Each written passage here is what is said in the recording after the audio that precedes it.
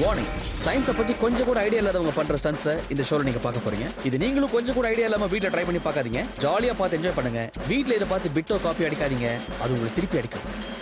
Science science science சயின்ஸை பத்தின அறிவு மண்டையில ஊர்காலவு கூட இல்லாதவங்க இந்த உலகத்துல பல இடத்துல உலாத்திட்டு வராங்க. ஆனா இவங்க எல்லார்கிட்ட இருக்க ஒத்துமை என்னன்னா, இவங்க பண்ற காமெடியை தவறாம வீடியோ எடுத்து வச்சிருக்காங்க. இந்த சயின்ஸ் துச்சமா நினைக்கிற சில துஷ்ட சக்திகளோட பட்டியலை எடுத்து அதுல பெஸ்ட தேர்ந்தெடுத்து இந்த ஷோவை நாங்க தயாரிச்சிருக்கோம். Science of stupid. இந்த ஷோல கொஞ்சம் நானும் பேசிட்டு வருவேன். ஆனா சயின்ஸ் காமெடியோட ஃபுல் கலாட்டா கண்டிப்பா இருக்கும். இப்பெல்லாம் ஆடியன்ஸை சிந்திக்க வைக்கிறத விட சிரிக்க வைக்கிறதுக்குள்ள கிரிக்கே பிடிச்சிருதுங்க.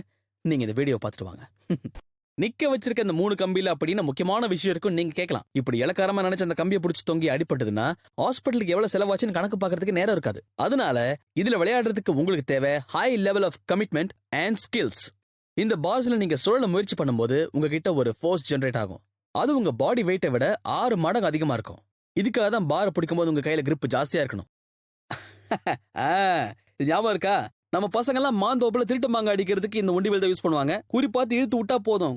ஒரு முக்கிய அறிவிப்பு, இந்த உண்டிவில் உங்களுக்கு ஒழுங்கா யூஸ் பண்ண தெரிஞ்சா நினைச்ச மாதிரியே கொத்தா மாங்க அடிக்கலாம். ஒருவேளை இதை யூஸ் பண்ண தெரியாதவன் கையில உண்டிகோல் ஒண்டியா மாட்டிக்கிச்சுன்னா அவன் ஒரே அடியில ஊரை கூட்ட போறான்னு அர்த்தம். இதுக்காகவே சில வீடியோஸ் நான் கலெக்ட் பண்ணி வச்சிருக்கேன். அதை நீங்க பாருங்களேன், உங்களுக்கே புரியும். ப்ளீஸ் தயவு பண்ணி இதை யாரும் ட்ரை பண்ணாதீங்க, புரிஞ்சுதா?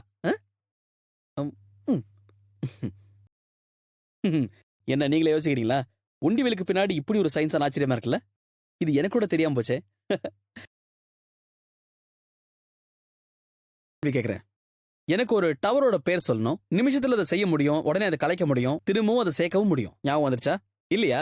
தெரியலன்னா பிரச்சனை இல்லை, நான் தான் இருக்கல, நான் சொல்றேன் உங்களுக்கு. அதுக்கான பதில் ஹியூமன் டவர். எல்லாருக்குமே தெரிஞ்ச விஷயம் தாங்க இது. நம்ம உடம்பு என்னைக்குமே கல்லு மாதிரி ஸ்ட்ராங்கா இருக்கும் நினைக்க கூடாது. அப்படி இருக்கும்போது எதுக்கு உங்களுக்கு இந்த தேவையில்லாத வேலை?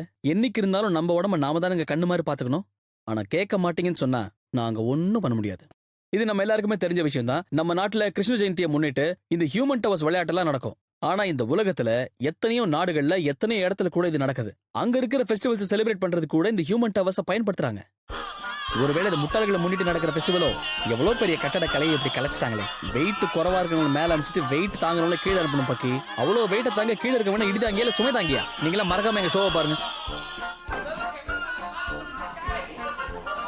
பாஸ் இன்னைக்கு லீவுன்னு கேள்விப்பட்ட உடனே இவனுங்க போற ஆட்டத்தை பாத்தீங்களா? இவங்களே உங்க சீட்டு கீழ்ச்சிக்கிறாங்க. இங்க கொஞ்சம் புத்திசாலித்தனமா ஒவ்வொரு லேயர்லயும் 3 ஆட்களை நிறுத்திட்டாங்க. இதனால மேல உள்ளவங்களுடைய வெயிட் எல்லாத்துக்கும் சமமா கிடைக்கும். அதே மாதிரி விழுந்தாலும் அடியும் பாரபட்சம் இல்லாம கிடைக்கும். நான் சொன்ன உண்மையை பாத்தீங்களா? இது வரைக்கும் பண்ண ஹியூமன் டவர்ஸோட அதிகமான உயரம் 40 அடிங்க. ஆனா இங்க 20 அடிக்கு முயற்சி பண்ணிட்டு இருக்காங்க. அதுக்கே ஏகப்பட்ட அடி. நீங்க அடியை குறைக்க உங்களுக்கு அடி கம்மியா விழுங்கிறது அடியனுடைய சின்ன அறிவியல் கண்டுபிடிப்பு. ஏன்னா நமக்கு உயரம்னா கொஞ்சம் பயம். ஹிட்டா இல்ல மிஸ்ஸா? எந்த ஒரு கேம்லயும் ஒரு பிளேயர் அவரோட டார்கெட் அடிக்கிறாருன்னா அவருக்கு சந்தோஷமா இருக்கும். மிஸ் பண்ணிட்டாருன்னா நார்மலாவே இந்த ஸ்கேட் போர்ட்ல நான் அதிகமா முயற்சி பண்றது எதுன்னு பாத்தீங்கன்னா இந்த கிரைண்டிங் தாங்க.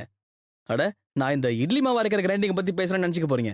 நான் எது சொல்றேன்னா இந்த கம்பி மேல தேய்ச்சிக்கிட்டே போவாங்களே அந்த கிரைண்டிங்க பத்தி சொல்றேன். ஆனா நமக்கு இந்த மாதிரிலாம் தப்பா பண்ணி பழக்கமே இல்லைங்க. அண்ணே, நீங்க கிரைண்டிங் பண்ண வேண்டியது கம்பியில.